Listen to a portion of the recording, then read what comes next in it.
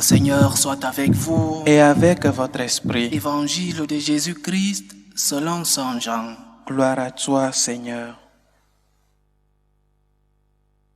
En ce temps-là, Jésus passa de l'autre côté de la mer de Galilée, le lac de Tibériade. Une grande foule le suivait parce qu'elle avait vu les signes qu'il accomplissait sur les malades. Jésus gravit la montagne et là, il était assis avec ses disciples. Or, la Pâque, la fête des Juifs, était proche. Jésus leva les yeux et vit qu'une foule nombreuse venait à lui. Il dit à Philippe, « Où pourrions-nous acheter du pain pour qu'ils aient à manger ?» Il disait cela pour le mettre à l'épreuve, car il savait bien, lui, ce qu'il allait faire. Philippe lui répondit, « Le salaire de 200 journées ne suffirait pas pour que chacun reçoive un peu de pain. » Un de ses disciples, André, le frère de Simon-Pierre, lui dit, « Il y a là un jeune garçon qui a 5 pains d'orge et 2 poissons. Mais qu'est-ce que cela pour tant de monde ?» Jésus dit, « Faites asseoir les gens. » Il y avait beaucoup d'herbe à cet endroit.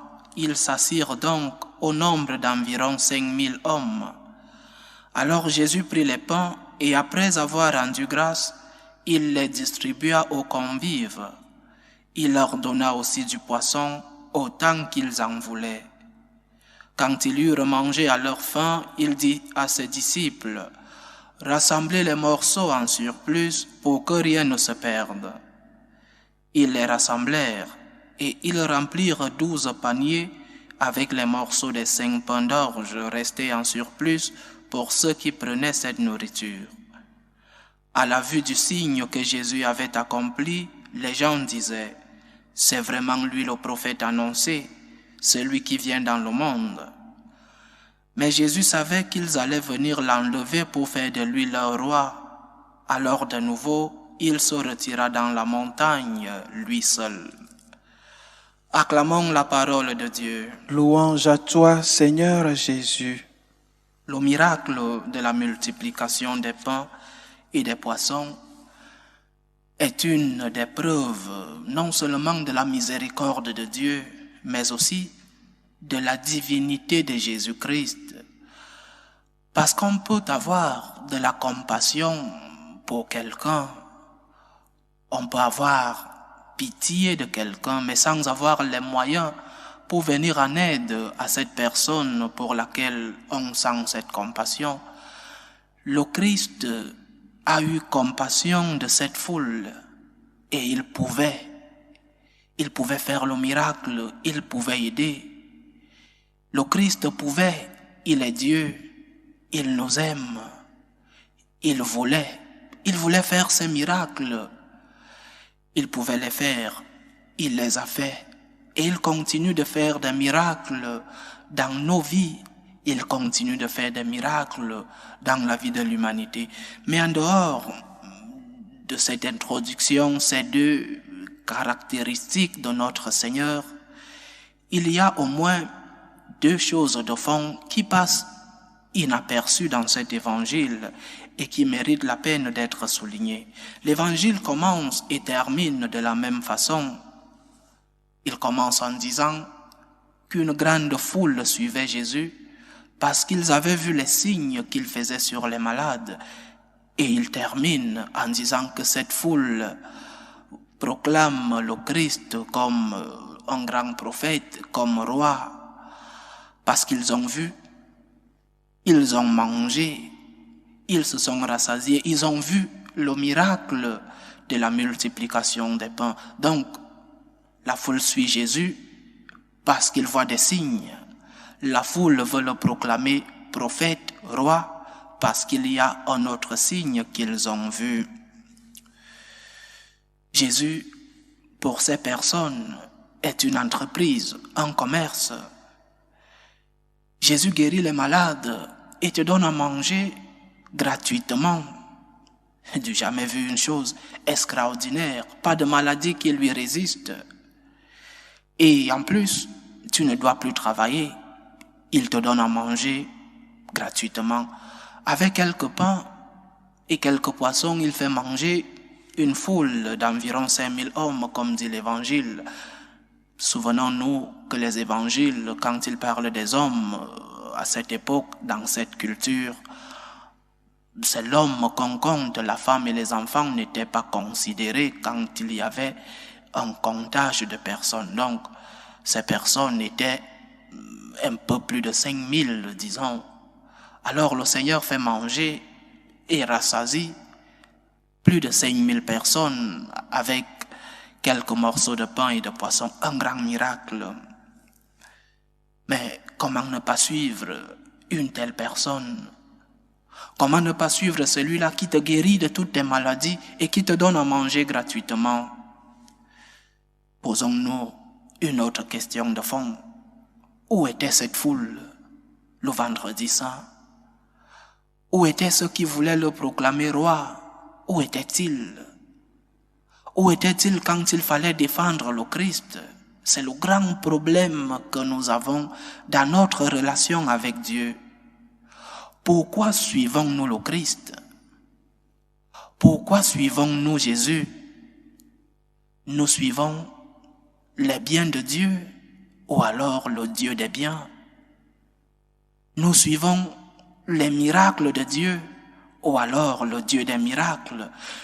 Si nous ne sommes pas capables de suivre le Seigneur d'un amour pur, un amour de gratitude, si nous ne sommes pas capables d'avoir avec le Seigneur une relation basée sur la gratitude, basée sur l'amour, alors nous avons une mauvaise relation avec Dieu.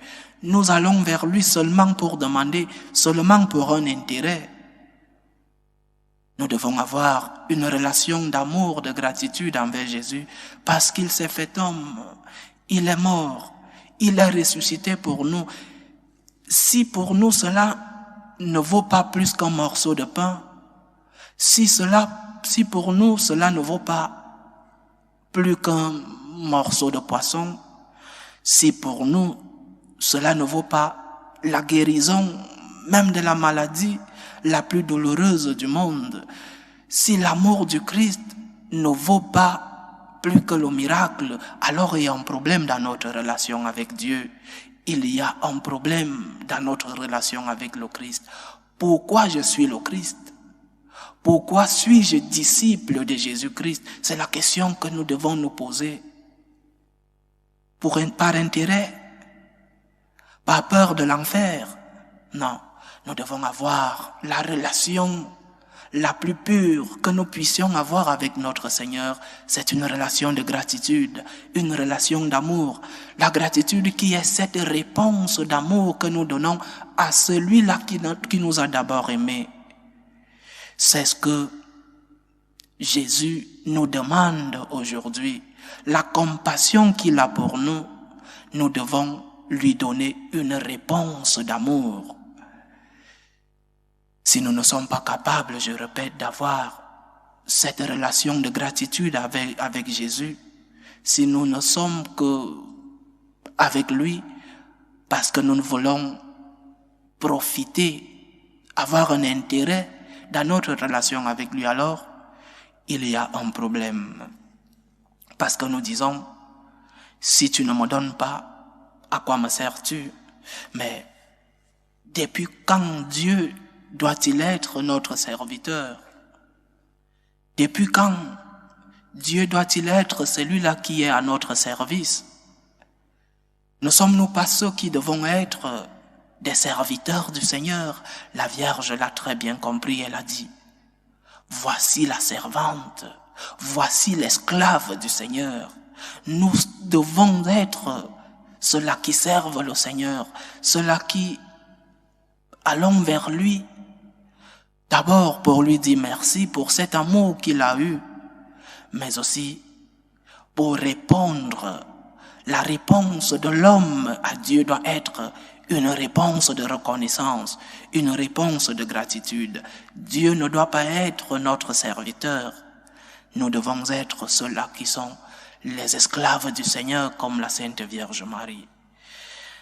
Et la deuxième chose inaperçue dans cet évangile, mais aussi important, c'est que Jésus, sachant qu'on allait l'enlever et le proclamer roi, il se retire de nouveau à la montagne, lui seul. Jésus s'en va, seul. Il n'a pas fui quand ces meurtriers sont venus l'encercler dans la nuit au mont des Oliviers. Mais maintenant, il se retire. Mais pourquoi se retire-t-il? Parce que son royaume n'est pas de ce monde, parce que son royaume n'est pas un royaume politique, comme voulait cette foule, oui. Mais aussi, notre Seigneur s'éloigne de notre égoïsme. Notre Seigneur s'éloigne de notre ingratitude. Cette mauvaise réponse que nous donnons de l'amour du Seigneur et qui lui fait mal, il ne cesse de nous aimer. Le Seigneur ne cesse d'avoir de la compassion pour nous. Il a fait le premier pas en amour et il continue chaque jour dans notre vie de prendre cette première initiative. Mais il nous donne une leçon aujourd'hui. Le Seigneur s'éloigne de toi quand tu vas vers lui seulement pour demander. Le Seigneur s'éloigne de toi quand tu vas vers lui seulement pour chercher un intérêt. Le Seigneur s'éloigne de toi quand tu vas vers lui seulement pour chercher à obtenir quelque chose de lui et non par gratitude.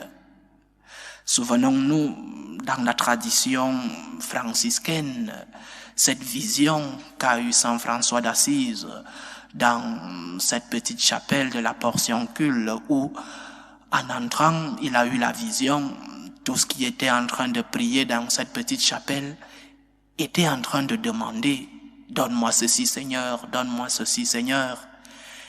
Et le Saint François, avec une douleur dans le cœur, sort de cette chapelle en s'écriant « L'amour n'est pas aimé ». L'amour qui est Dieu, Saint Jean définit Dieu comme l'amour. Dieu est amour. L'amour n'est pas aimé. Nous allons vers Dieu seulement pour demander, alors qu'il y a plus important que la guérison d'une maladie. Il y a plus important que ce morceau de pain, ce morceau de poisson, ce miracle que le Seigneur fait. Il y a plus important que ce que le Seigneur nous donne comme bien. Il y a qu'il nous ouvre les portes du ciel. Il y a qu'il nous a promis la vie éternelle avec lui. Nous devons aller vers le Seigneur chaque jour en montrant nos misères, en montrant nos souffrances, en lui demandant de guérir nos blessures. Lui-même, il a dit, demandez et on vous donnera. Mais nous devons surtout aller vers lui, d'abord pour lui dire merci. Merci pour tout ce que nous avons déjà reçu. Merci pour tout ce qu'il nous donne, toutes les grâces matérielles, spirituelles dont il nous comble tout au long de notre vie. Allons vers lui pour d'abord lui dire merci. Après, nous pouvons demander tout ce qu'il nous faut. Nous pouvons lui demander des miracles. Mais le premier pas, notre relation avec Dieu doit être basée sur la gratitude, sur la reconnaissance de tout ce que nous avons déjà reçu de lui. Allons vers le Dieu des miracles et non vers les miracles de Dieu. Loué soit Jésus-Christ. À jamais.